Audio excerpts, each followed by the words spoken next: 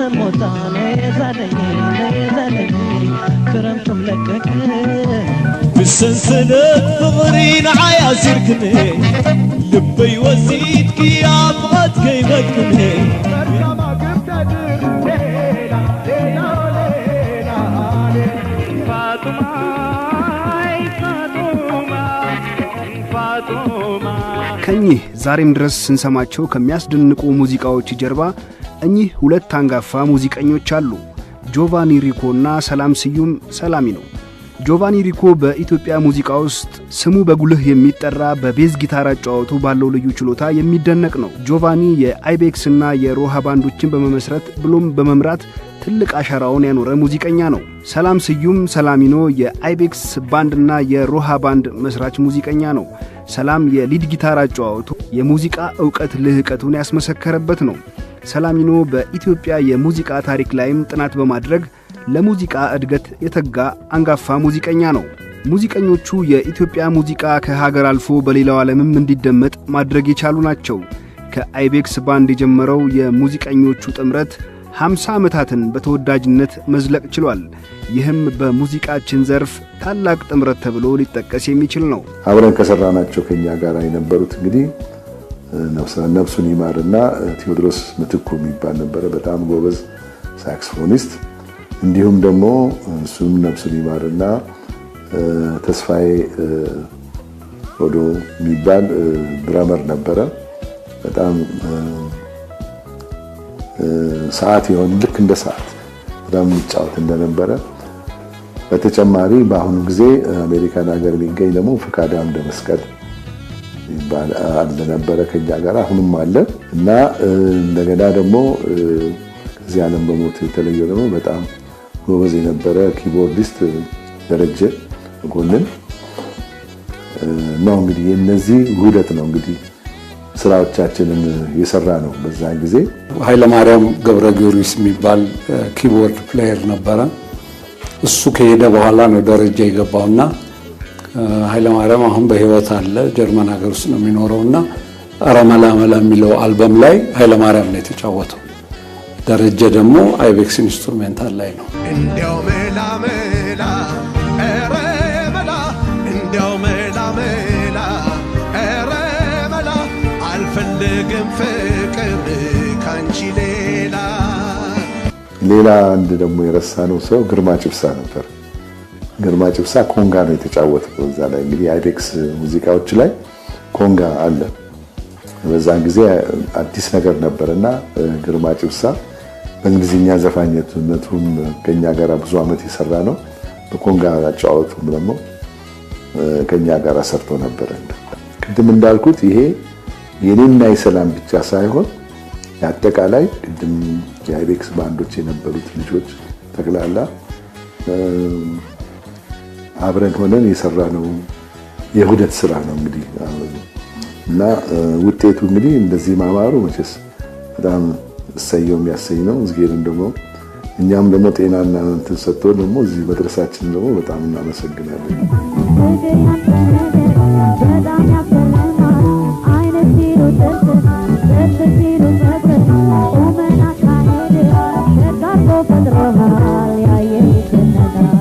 አብረውን የሰሩ ወንድሞቻችን ቅድም ጆቫኒ ያስታወሳቸው ሁሉንም ነፍሳቸውን በገነት ያኑሩልን። ምክንያቱም የሁላችንም ህብረት ነው ሁሉ የፈጠረው። የኔና የሰላም ታሪክ እንግዲህ እንዳልኩት 50 ዓመታት የፈጀ ነው። በአይቤክስ ባንድ ነው የጀመርነው። አይቤክስ ባንድ ያለን ነው እንግዲህ ዋናው የዚህ የባንዱን አመሰራረትና የባንዱን አደረጃጀት አንጸን ብዙ ስራዎች የተሰሩት በዛን ጊዜ ነው። እንግዲህ በኢትዮጵያ የግል ሙዚቀኞችና በሆቴል የሚጫወቱ የሙዚቃ ባንዶች በ1960ዎቹ መጀመሪያ አካባቢ እንደጀመሩ ይነገራል።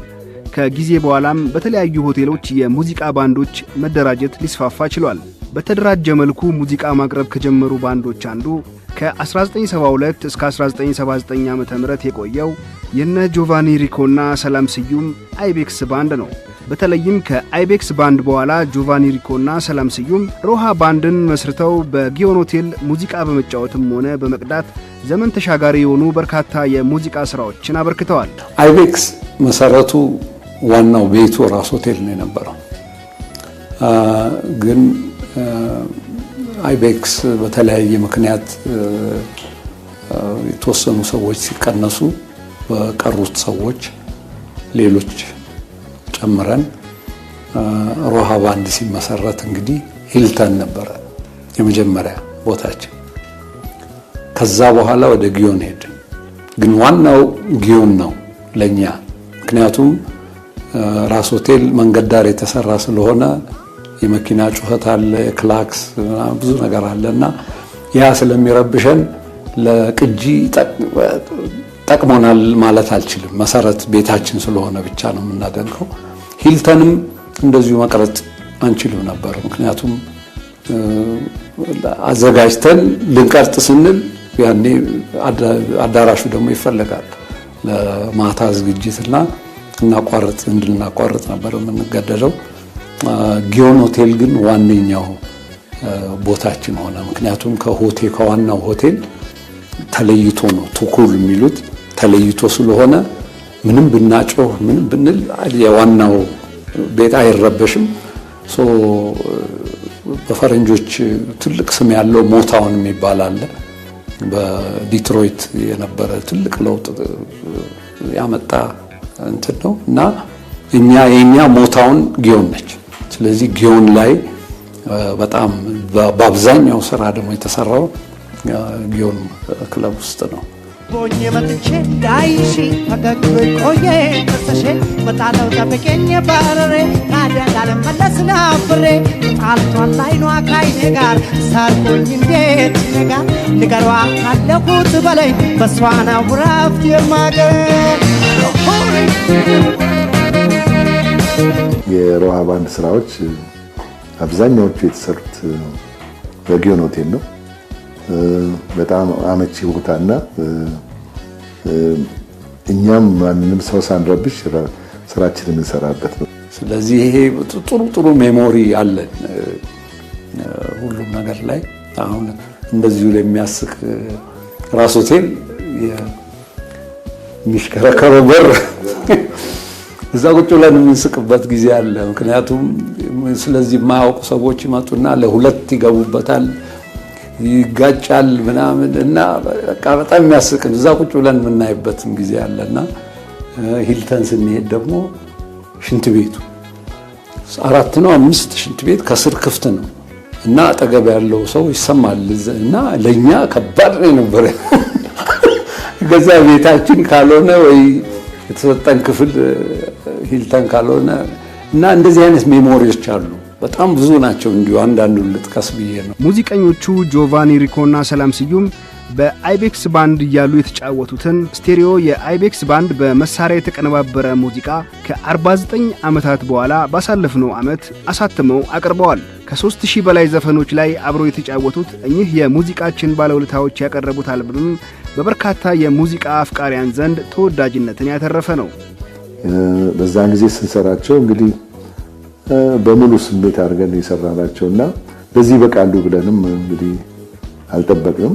ለሸክላ ህትመት በብቃቱ ትልቅ ተስፋ ሰጥቶናል እና ያለፈው ዓመት እኔም አሜሪካን ሀገር ሄጄ ከሰላም ጋር አንዳንድ እይታ አድርገን ነበረ። እንግዲህ አብረን ሰርተን ነበረና ከሰው ያገኘነው መልስ በጣም አመርቂ ነውና ከአይቤክስ ባሻገር ደግሞ እንደገና ደግሞ በሮሃ ባንድ ውስጥ እንግዲህ የተለያዩ ወደ 3000 የሚሆኑ ዘፈኖች ቀርጸናል አብረን እና እዛ ውስጥ ዋና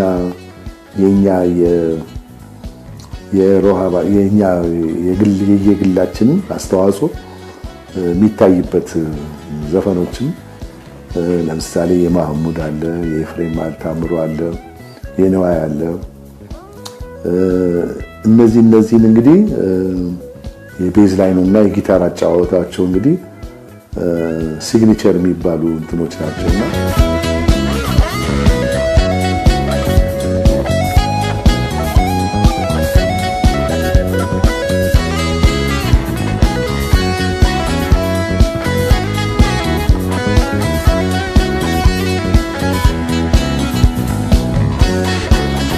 የኛ 50 ዓመት መቆየት አጫዋታችንም ላይ ትልቅ ውህደት ነው የፈጠረው። እኔና ጆቫኒ ዝም ብለን ጊታሮቻችን እርስ በርስ የሚያወሩበት ሁኔታ ነው የተፈጠረውና ያ ውህደት ባንዱን በጣም አጠናከረው። ሁልቀን ሪትም ሴክሽን የሚባል ነገር አለ ባንድ ውስጥ።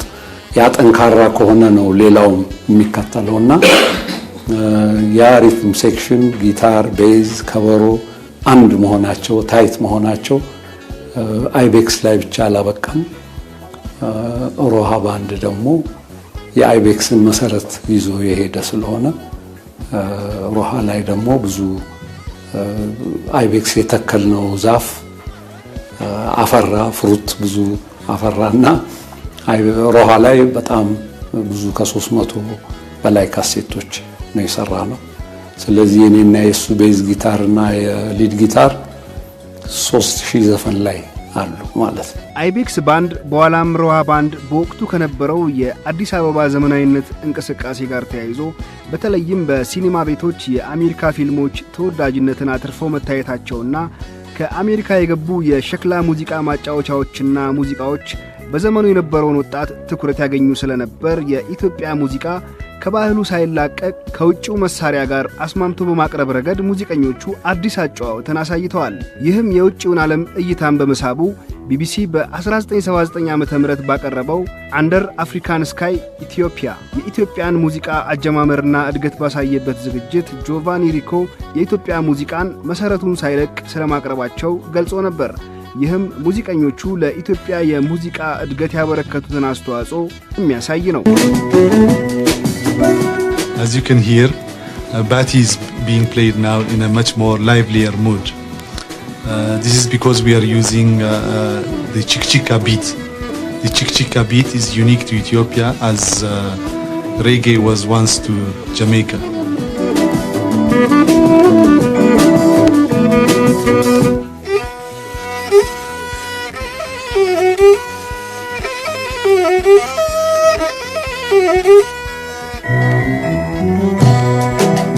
This is the third scale. It's called the Ambassador. But now it's being played in a much more syncopated, inventive and transformed version.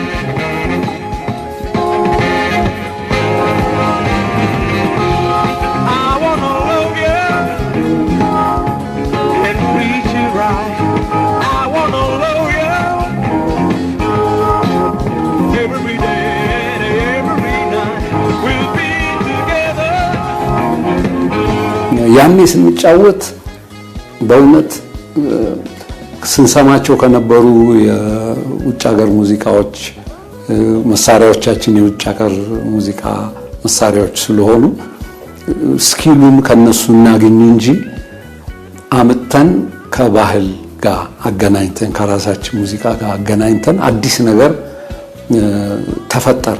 እኛ ግን እንፈጠራለን ብለን አይደለም፣ ደስ ብሎን ተጫወትን። አሁን ስናየው ግን ተመልሰን ስናየው በእውነት ፈረንጆች የሚያደንቁት ነገር ሆነ፣ አዲስ ነገር ሆነ። ወደድንም ጠላንም እንግዲህ በዛን ጊዜ በምንሰማቸው የውጭ ዘፈኖች እኛም ተጽዕኖ አድርጎብናል። ግን ያንን ወስደን ወደኛ ባህላችን ደግሞ የባህል ዘፈኖችን እዛ ላይ እንዴት አድርገን እናዋህዳቸው በሚለው የሰራነው ስራ ነው። ለካስ ያ የሰራነው ስራ በአሁኑ ጊዜ ውጭ ደግሞ ፈረንጆቹ ደግሞ እንደዚህም ይሰራ ይችላል፣ የተለየ አሰራር ነው ብሎ ድምጽም እንግዲህ ቴክኖሎጂም ያንን ስላልነበር ግን ባለው በወጣው ጥሬ እንትን ጆሮአቸው ወደኛ እንዲሳብ አድርገናል። በሚወዱት የሙያ ዘርፍ ታምነው እስካሁን ድረስ የቆዩት እኚህ አንጋፋ ሙዚቀኞች ለትውልዱ የሙያ ጽናትን የሚያስተምሩ ናቸው። የሙያ ልህቀት በጋራ ማደግና መዝለቅ ጠንካራ የሥራ ባህል መገለጫቸው ነው። በዘመኑ የነበረው የሙዚቃ መቅዳት ቴክኖሎጂን ተጠቅመው ከ3000 በላይ ተወዳጅ ሙዚቃዎችን በማበርከት በኢትዮጵያ የሙዚቃ ዘርፍ ስማቸውን በደማቁ ጽፈዋል። መቼም አሁን ያለውንም ትውልድ በጣም ነው የምናከብረው። ምክንያቱም ከነሱ የምንማረው በጣም ብዙ ነገር አለ። ግን አመሰራረቱ ላይ እኛ ትንሽ ጠበቅ አድርገን የያዝነው ይመስለኛል። አጠናን ላይ አብሮ መቆየት ሙዚቃ ለመጫወት ብቻ አይደለም። ለአንዳንዴ ለስብሰባ ለመወሰን ምን አይነት ልብስ እንልበስ፣ ባለፈው ሳምንት ይሄን ተሳስተናልና ለሚቀጥለው ምን እናርም የሚለው ነገር በሙሉ አብረን በመቆየታችን ነው። እና አሁን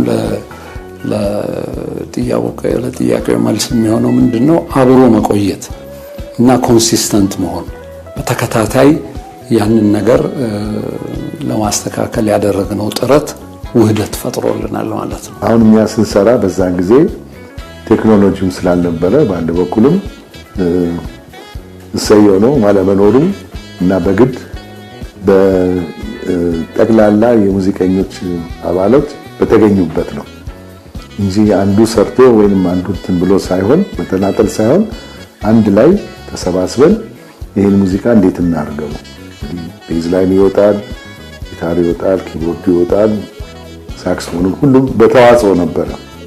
በተዋጽኦ የምንሰራው ነገር ነው እንጂ ሁሉም እያዋጣ የራሱን ስሜት ግን የድምር የዚህ ሁሉ ድምር ውጤት ግለሰብን አንድ ግለሰብን ብቻ ወጥቶ እንዲሁ ሳይሆን የነዚህ ስብስብ ውጤት ሙዚቃ ምን አይነት እንትን ይኖረዋል።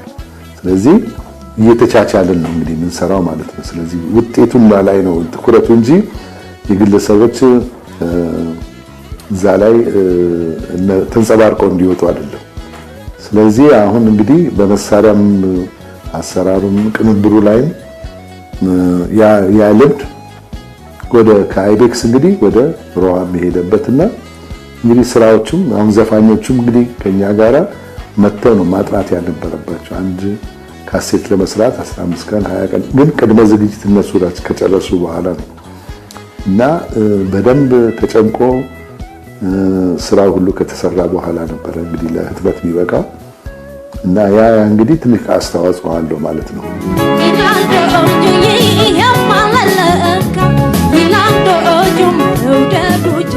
የጊዜው ምቹነት፣ ቴክኖሎጂ ይሄ ሁሉ እንግዲህ ተጨምሮ የኛ ጥረት አሁን ቅድም ጆቫኒ እንዳለው ልክ እንደ ስራችን አድርገን ነው የምንወስደው እና በተከታታይ ሰዓታችንን እናከብራለን። ሰዓት የማያከብር ይቀጣል። እንዲህ እያልን የመጣ ነው እና እነዚህ ሁሉ ተመቻችተው ነው ባንዱ ከሀገር ውስጥ መጥቶ አሁን ውጭ ሀገርም መደነቅ አይነት ሁኔታ የፈጠረው። አሁን እንግዲህ ባለው ቴክኖሎጂ እንግዲህ ያው በተጠናጠል ነው እንግዲህ የሚለው ወይም አንዱ ጨርሶ ነው የሚለው።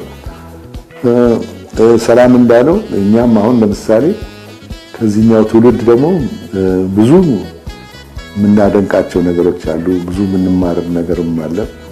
እንደውም አሁን በየጊዜው በሰማ ቁጥር እንዴ ይሄን ነገር እኔ ለምን አልሰራሁትም ደግሞ የሚያሰኝ ነገር አለ። ያው ሙዚቃ ጠለቅ ያለ ሳይንስ ነው እና 50 ዓመት ስለሰራን ሁሉ እናውቃለን ማለት አይደለም። ብዙ ገና ማናውቀው አለ። አዲሱ ትውልድ ደግሞ ባለው ቴክኖሎጂ ተጠቅሞ ብዙ እኛ ማንገምታቸው ስራዎችን ደግሞ እየሰሩ ናቸውና በጣም ደስ የሚል ነገር ነው። ሰላም መጥቶ ለዚህ ለ50ኛ ዓመት በዓላችን አብረን የአይቤክስን ሸክላ የሰራነውን እሱን አብረን በዚህ በመድረክ ላይ ለመስራት ስላበቃን በጣም ምስጋናና በጣም አመሰግናለሁ። ከአይቤክስ ባንድ ምስረታ 50 ዓመታት በኋላ ሙዚቀኞቹ በአምስተኛው የአዲስ ጃዝ ፌስቲቫል ላይ በጋራ ተጫውተው ከአድናቂዎቻቸው ጋር የማይረሳ ጊዜን አሳልፈዋል።